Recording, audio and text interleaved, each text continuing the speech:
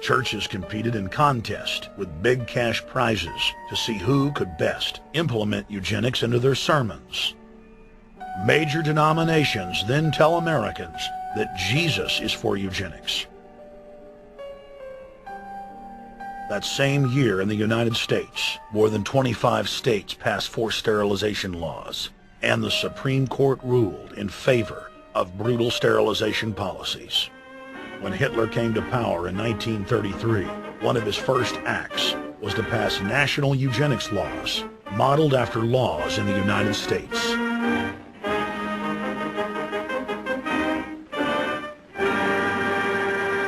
The 1934 film Tomorrow's Children brought the eugenics agenda to the silver screen in the United States. In the case of Miss Mason, I can see no reason for the operation that's been recommended. The girl is perfectly normal. She's hard-working and has a good reputation. Do you know anything about her family background? Oh, yes, Your Honor, I do. There are several other children, aren't there? Yes. What is their condition? One is a cripple. Two others might be classed as feeble-minded. Isn't the oldest son in jail? Oh, yes, I believe so. And knowing all that, you still contend that this girl should be allowed to bring more people like that into the world? She's sound, Your Honor. She's not anything like the rest. Surely she should be given a chance to work out her own salvation. I can't agree with you, Doctor. Suppose she is normal. The chances are that her children will inherit the family taint. Isn't that possible? But, Your Honor, I'm sorry, Doctor.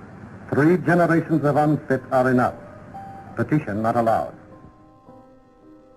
By 1936, Germany had become the world leader in eugenics for taking effective actions to sterilize and euthanize hundreds of thousands of victims. The big 3 of American eugenics, Davenport, Laughlin, and Goethe, were dispatched by the Rockefellers to Germany, where they advised the Nazis on the fine-tuning of their extermination system. With the strong support of the U.S. and England, Germany had gone over the edge, and tens of millions would pay with their lives. At the end of the war, the Allies protected from prosecution the very Nazi scientist that had tortured thousands of people to death. The Nazi brand of eugenics had embarrassed the elites, but they had no intention of stopping their plans. The Allies literally fought with each other over who would get top Nazi eugenicist. It didn't matter if the SS doctors had tortured tens of thousands to death. They were free to go. The Angel of Death, Joseph Mengele, and his boss, Ottmar von Verscher, were not prosecuted, and von Verscher even continued his work in Germany after the war. Eugenicists were angry that their great work had been exposed. They then scrambled to camouflage their agenda. Eugenics Quarterly became Social Biology. The American Birth Control League became Planned Parenthood. New terms like transhumanism, population control, sustainability, conservation, and environmentalism replaced racial hygiene and social Darwinism. Many eugenicists of the previous period engaged in what they called crypto-eugenics. Purposefully taking their eugenics beliefs underground, they became highly respected anthropologists, biologists, and geneticists in the post-war world.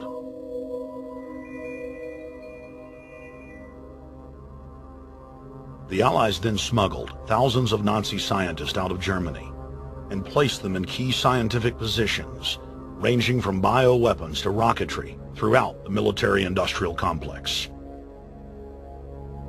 The founder of IBM was a devout follower of Hitler. Thomas J. Watson had supplied his punch card computers and IBM technicians to the Nazis for use in the death camps. Tattoos on camp victims were IBM human identification numbers, which fed into the computers. IBM had used similar punch card systems as early as 1928 in a Jamaican race mixing study. The first real computers were literally invented by a eugenicist for eugenics.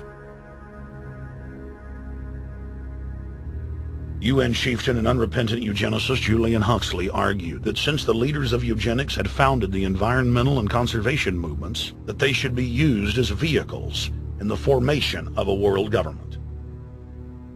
Just as H.G. Wells had envisioned, this government would be controlled by a scientific dictatorship and would be guided by the principles of eugenics.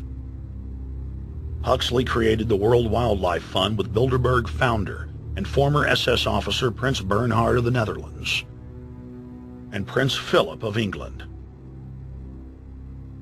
In the event that I am reincarnated, I would like to return as a deadly virus in order to contribute something to solve overpopulation. Prince Philip, reported by Deutsche Presse-Agentur, DPA, August 1988. Aldous Huxley, author of Brave New World and brother of Julian Huxley, gave a speech at Berkeley in 1962, shortly before his death. He admitted that his best-selling book, Brave New World, written in 1932, was based not on fiction, but on what the elite were actually planning to implement. And here I would like briefly to compare the parable of Brave New World with another parable which was put forth more recently in George Orwell's book 1984.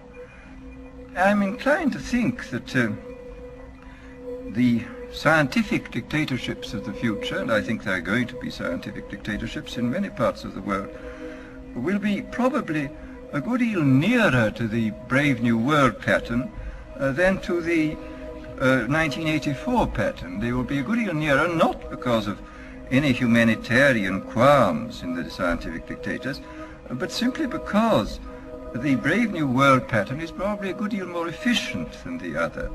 That if you can get people to consent to the state of affairs in which they are living, the state of servitude, the state of being, well, it seems to me that the nature of the ultimate revolution with which we are now faced is precisely this, that we are in process of developing a whole series of techniques which will enable the controlling oligarchy, who have always existed and presumably always will exist, to get people actually to love their servitude.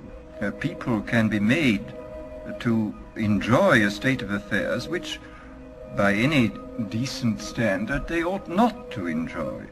And these methods, I think, are a real refinement on the older methods of terror, because they combine methods of terror with methods of acceptance. But then there are various other methods which one can think of. There is, for example, the pharmacological method. This was one of the things I talked about in Brave New World. And the result would be that, I mean, you can imagine a euphoric which would make people thoroughly happy even in the most abominable circumstances. I mean, these things are possible.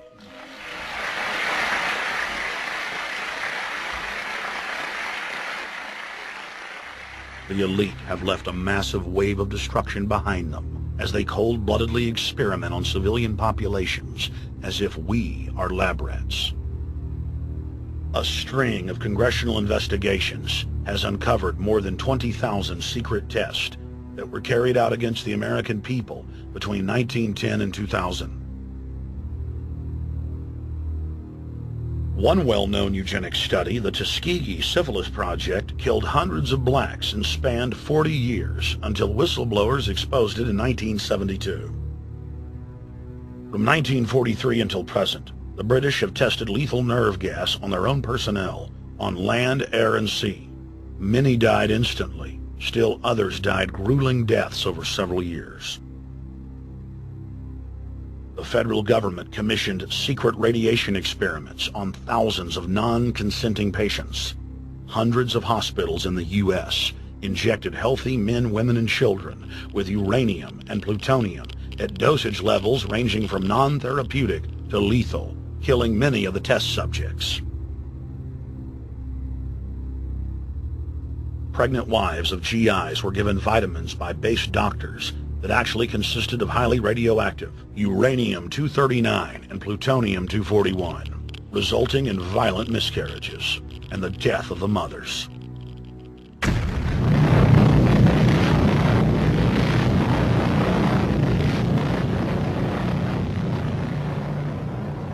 Soldiers, sailors, and Marines were used as guinea pigs in hundreds of atomic and hydrogen bomb tests. Patriotic Americans were radiated side by side with lab animals.